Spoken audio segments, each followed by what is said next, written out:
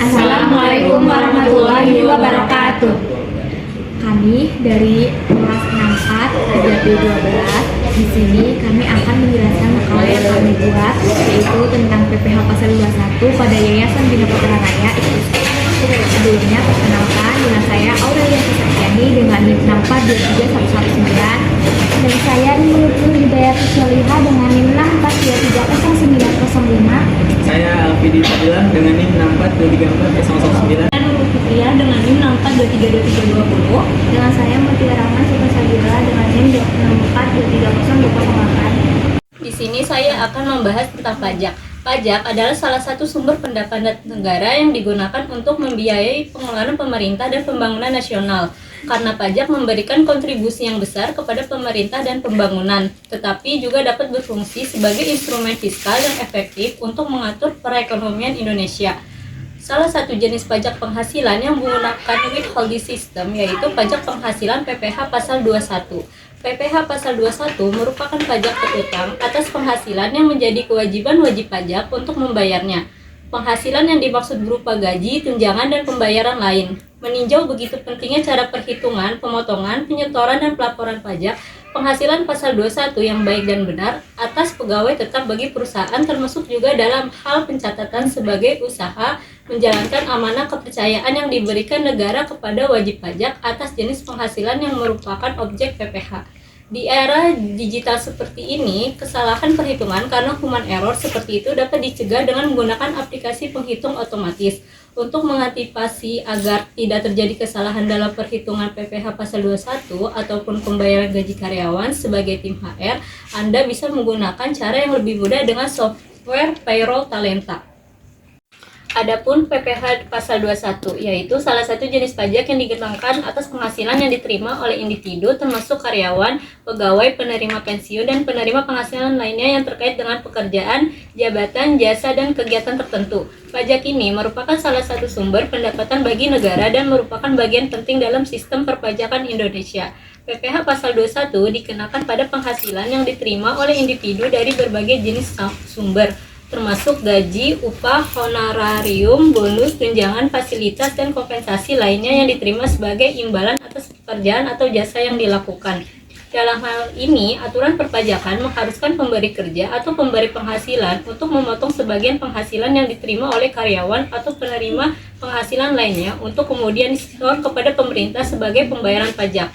PPH Pasal 21 memiliki peran penting dalam meningkatkan penerimaan negara. Salah satunya yaitu besarnya tarif pajak yang berlaku. Tarif pajak yang diterapkan pada PPH Pasal 21 adalah tarif progresif, yang artinya tarif pajak akan meningkat seiring dengan bertambahnya penghasilan yang diterima oleh individu.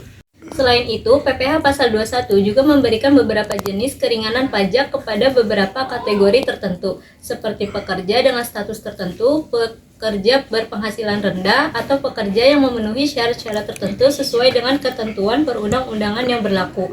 PPH Pasal 21 memiliki dampak yang signifikan dalam menjaga stabilitas fiskal negara serta meningkatkan pemerataan pembangunan.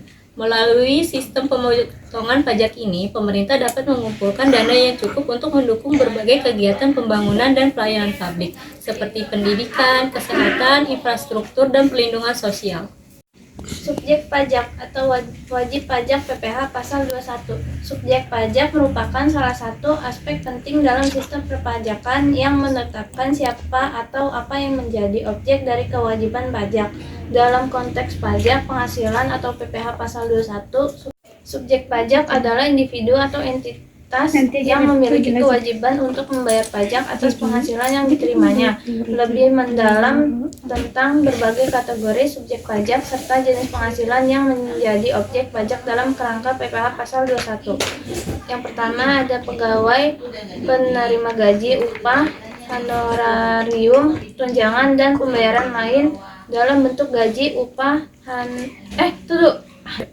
Yang pertama ada pegawai, penerima gaji, upah, honorarium, tunjangan, dan pembayaran lain dalam bentuk gaji, upah, honorarium, tunjangan, serta pembayaran lainnya yang ini mencakup karyawan di berbagai sektor industri termasuk sektor swasta, sektor publik, maupun sektor non-profit. Selain itu juga termasuk dalam kategori ini adalah pekerja lepas atau kontraktor independen yang menerima pembayaran atas layanan atau pekerja yang mereka lakukan. Yang kedua, penerima uang pengasan pensiun TTH JHT termasuk ahli warisannya.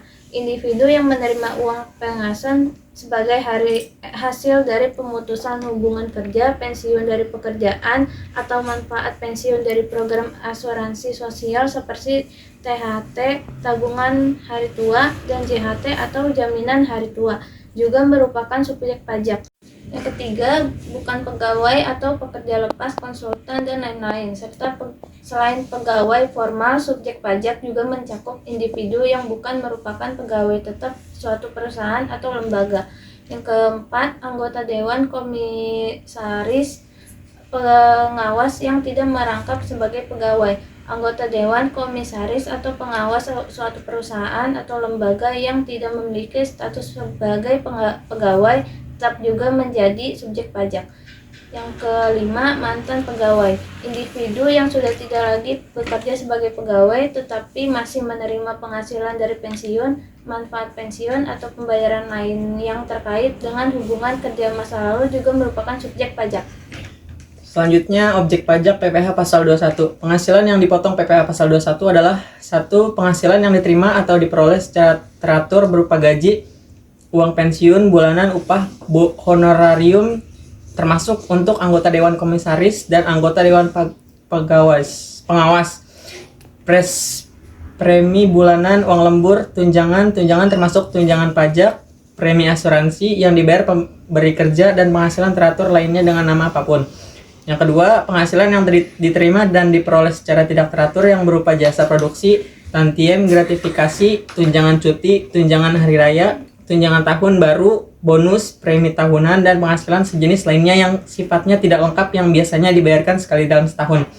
Yang ketiga, upah harian, upah mingguan, upah borongan, dan upah satuan. Yang keempat, uang tebusan, pensiun, uang tabungan, hari tuan atau tunjangan hari tua atau THT, uang pasangon, dan pembayaran lain sejenis. Yang kelima, honorarium, uang saku, hadiah atau penghargaan dengan nama dan dalam bentuk apapun, komisi, beasiswa, dan pembayaran lain sebagai imbalan sehubungan dengan pekerjaan jasa dan kegiatan yang dilakukan oleh wajib pajak dalam negeri. Yang keenam, gaji kehormatan, tunjangan lain yang terkait dengan gaji yang diterima oleh pejabat negara, PNS, dan ABRI, serta yang pensiun dan tunjangan lain yang terkait. Yang ketujuh, penerimaan dalam bentuk natura dan kenikmatan lainnya dengan nama apapun yang diberikan oleh bukan wajib pajak.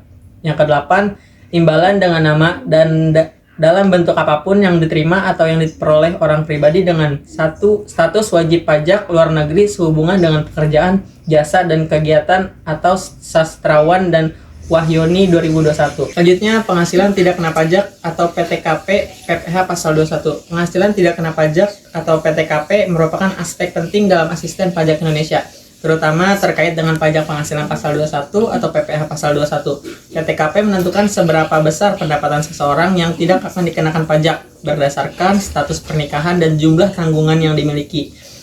Pengertian PTKP adalah penghasilan minimum yang dibebaskan dari pajak penghasilan. Hal ini bertujuan untuk memberikan perlindungan kepada para wajib pajak terhadap dampak pajak terhadap penghasilan mereka, terutama bagi mereka yang memiliki tanggungan.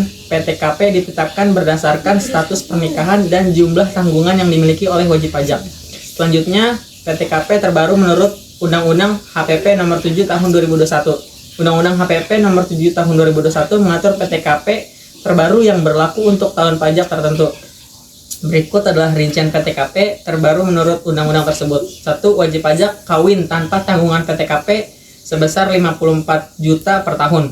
Kedua, wajib pajak kawin dengan satu tanggungan PTKP sebesar 63 juta per tahun. Yang ketiga, wajib pajak kawin dengan 2 tanggungan PTKP sebesar 72 juta per tahun. Yang keempat, wajib pajak kawin dengan 3 tanggungan PTKP sebesar 81 juta per tahun. Yang kelima, wajib pajak kawin dengan tanggungan lebih dari 3 orang PTKP sebesar 81 juta per tahun dengan penambahan 6 juta per tanggungan. Yang keenam, wajib pajak tidak kawin PTKP sebesar 54 juta per tahun. Yang ketujuh, wajib pajak tidak kawin dengan satu tanggungan PTKP sebesar 45 juta per tahun. Yang kedelapan, wajib pajak tidak kawin dengan tanggungan lebih dari satu orang PTKP sebesar 45 juta per tahun dengan penambahan 5 juta per tanggungan. Selanjutnya, penerapan PTKP dalam PPh pasal 21. Penerapan PTKP dalam PPh pasal 21 sangat penting karena menentukan seberapa besar bagian dari penghasilan yang akan dikenakan pajak.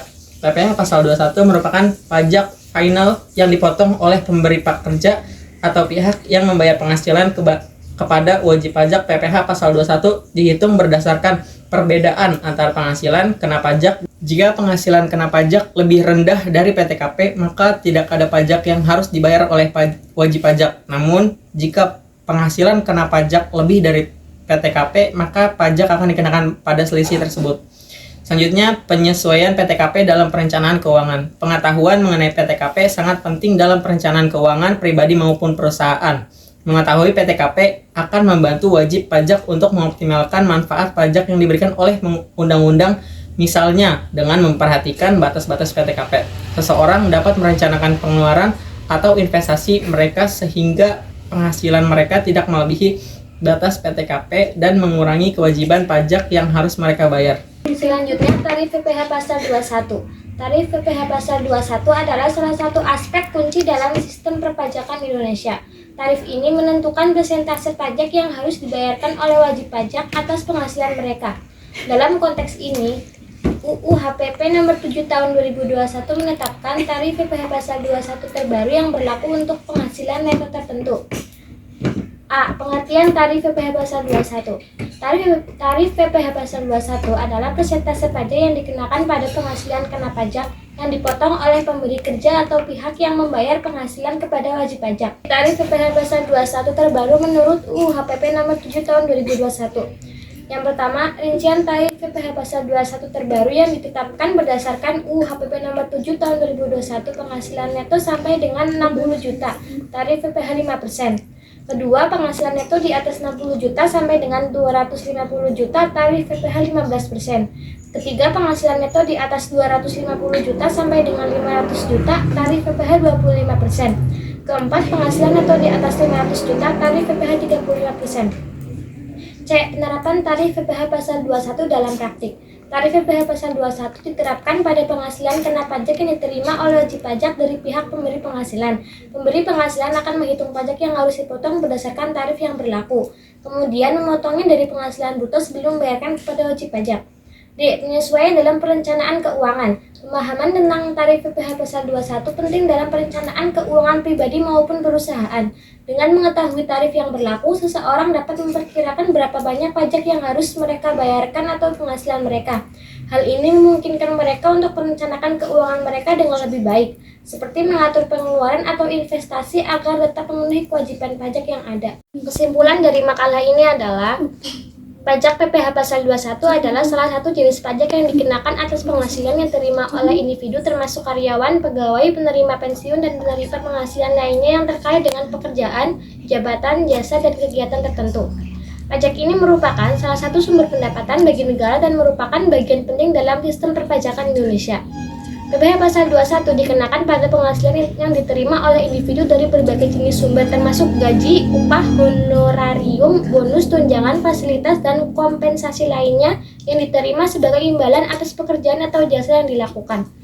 Kesalahan perhitungan karena human error seperti itu dapat dicegah dengan menggunakan aplikasi penghitung otomatis. Kemudian, ada mengidentifikasi masalah pajak. Langkah pertama dalam menyelesaikan masalah pajak adalah mengidentifikasi akar permasalahannya. Konsultan pajak akan melakukan analisis terhadap situasi keuangan permasalahannya.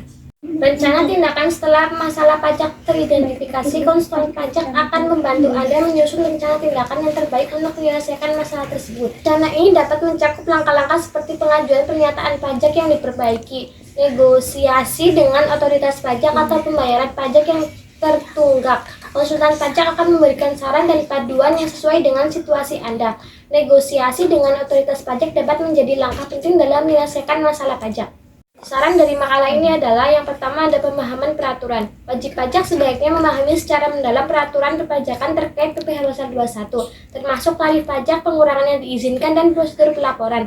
Hal ini akan membantu dalam melaksanakan kewajiban perpajakan dengan benar dan menghindari sanksi. 2. Mengikuti pembaruan. Penting untuk selalu memperbarui informasi mengenai perubahan peraturan perpajakan yang dikeluarkan oleh pemerintah. Mengikuti sumber resmi atau situs web terkait dapat membantu wajib pajak tetap informasi terbaru. Ketiga, evaluasi metode perhitungan. Perusahaan disarankan untuk mengevaluasi metode perhitungan PPh Pasal 21 yang digunakan. Mempertimbangkan penggunaan metode gross up dapat memberikan keuntungan dari segi penghematan pajak, meskipun perlu diperhatikan dampaknya terhadap laba bersih perusahaan. Di sini saya akan menulis SPT tahunan PPh 21. Di sini menggunakan NPWP saya yaitu 61. Pertama kita isi NPWP-nya. Kemudian itu 92 1 dan namanya saya Aurelia.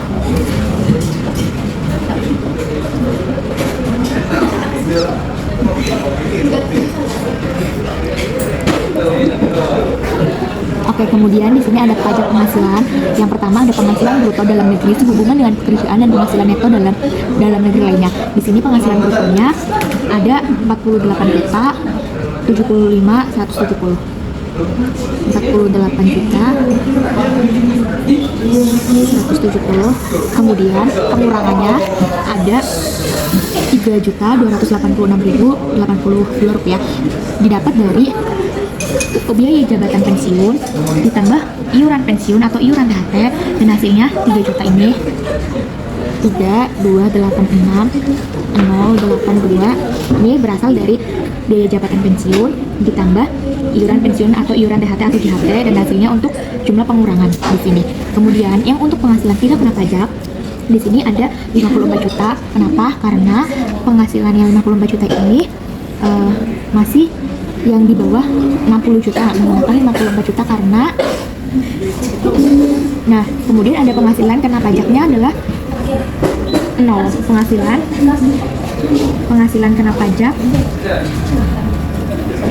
penghasilan kena pajaknya 0 karena penghasilan tidak kena pajak itu harus lebih besar dari jumlah penghasilan neto untuk perhitungan PPh Pasal 21. Di sini 0 karena jumlah penghasilan neto harus lebih besar dari jumlah penghasilan tidak kena pajak. Nah, di sini lebih kecil dari PTKP-nya sehingga di sininya 0. Kemudian pajak penghasilan berutang tidak ada 0.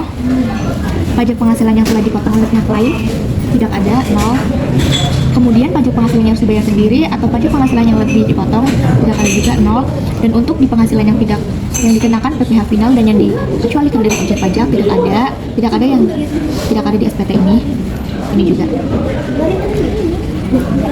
Kemudian di sini tanda tangan untuk pihak identitas si pemotong. Oke. Sekian dari